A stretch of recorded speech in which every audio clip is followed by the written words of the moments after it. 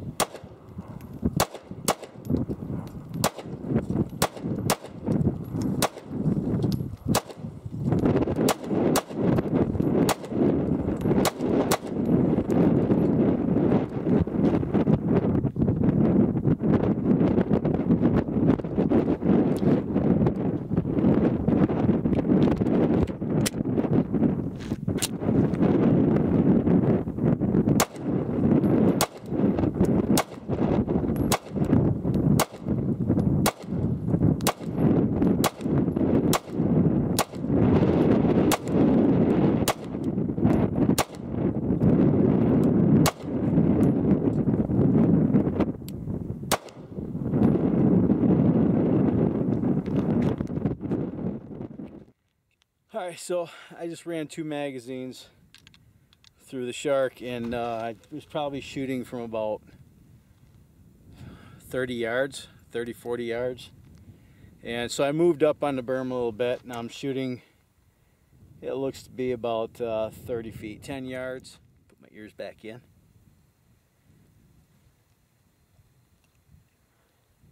Huh?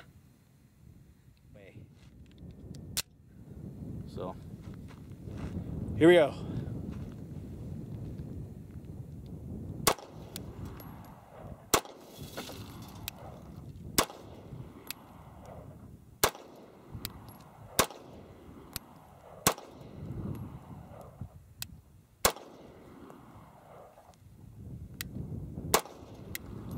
Alright, I removed the green dot. Target fell over and I shot until the green dot came off. It is shooting a little bit low though. Okay, there's the green thing that I was shooting at, the cap to the milk jug. It looks like it just grazed the corner. But I had it sticking right there.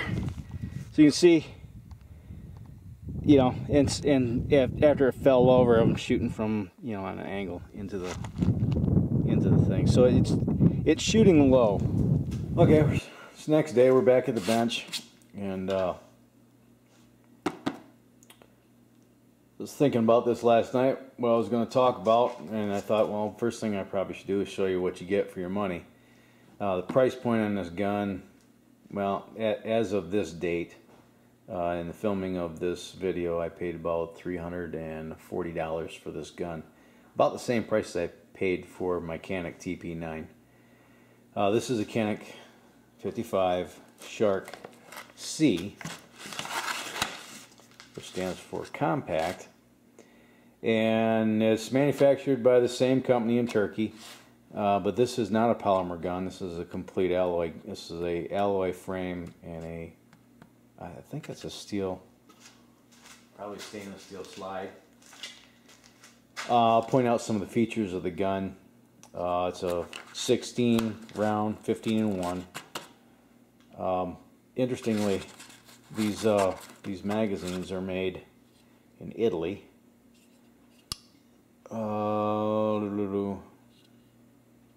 And they're not interchangeable with the TP9, I checked. So you get 2 magazines, and underneath this foam here you got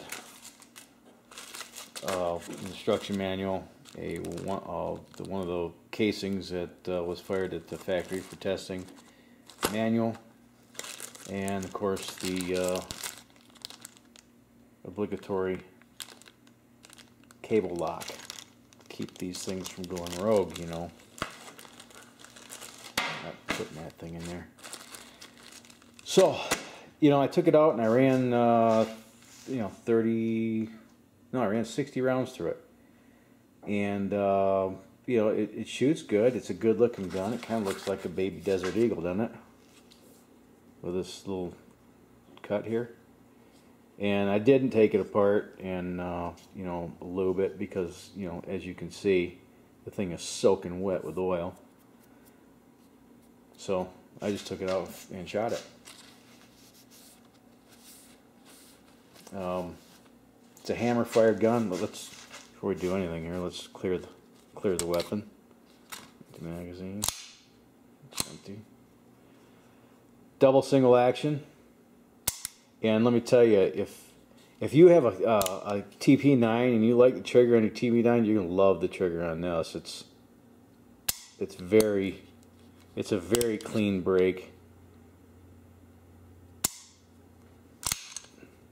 Resets a little bit longer than the TP9, but in a single action it's pretty heavy pull, but it's, oh look at that, I just noticed that. You can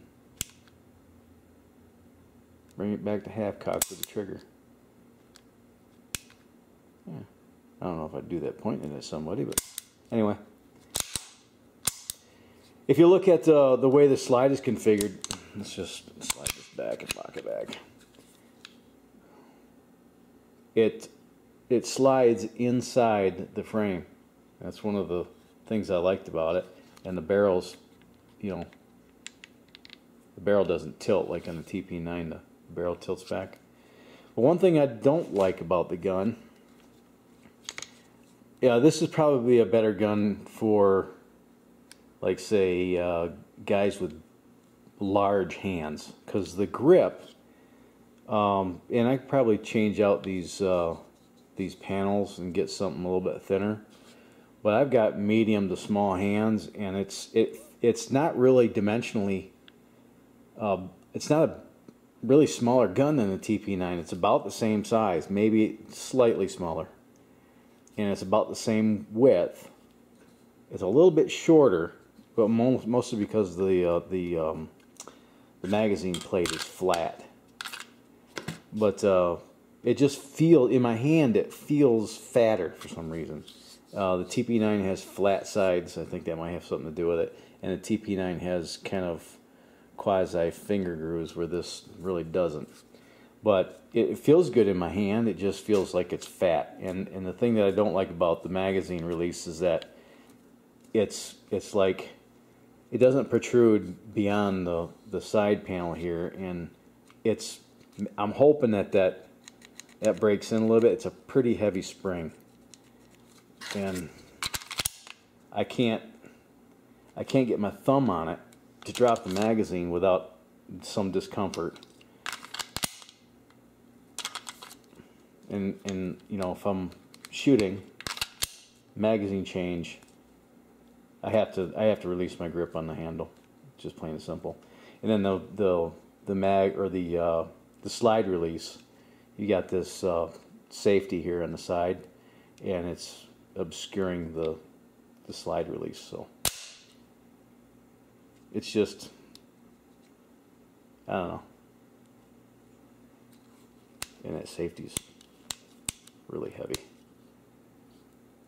And one thing I did notice here too, I don't know if the camera's going to pick it up, you can see the red, come on, focus, the red not safe, the paint's not very prominent, but the yellow is like bam.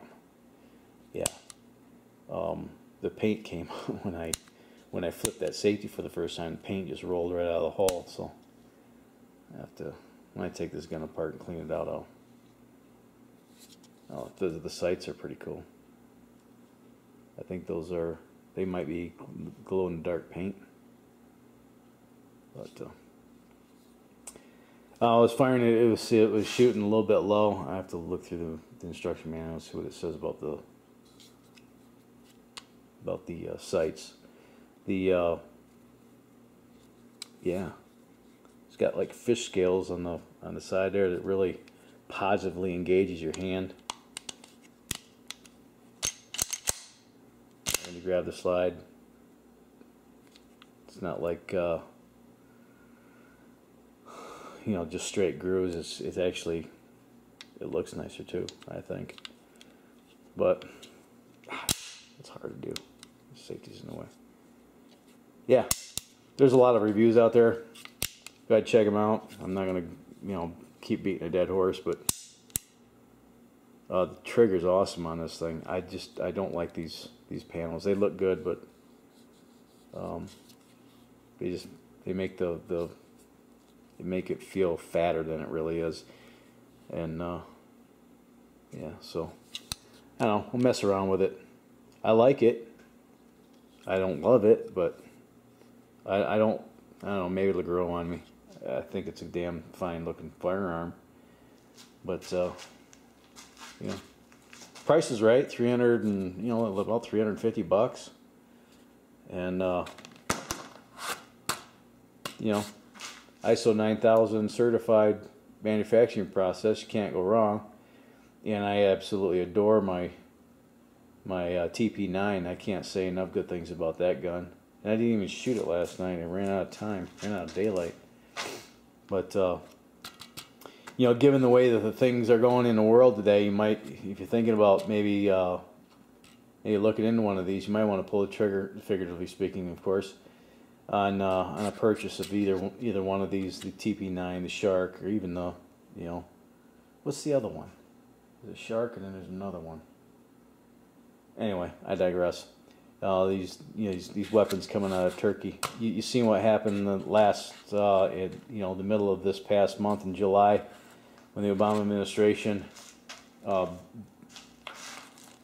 sanctioned the import of AK and AK variant weapons from Russia, and what that did to the price of AKs. I should have bought that damn AK before I went on vacation, because they're $300 more now. But yeah, that's kind of my initial thoughts. I like the look of the gun. I just don't like how fat it feels, and that the safety is in the way of the slide release, and the mag release has got too heavy of a spring in it. But other than that, maybe I'm expecting too much of a $350 gun. But again, it's a pretty good value, I think. Comes with a nice case, 2 magazines, which is kind of unheard of nowadays.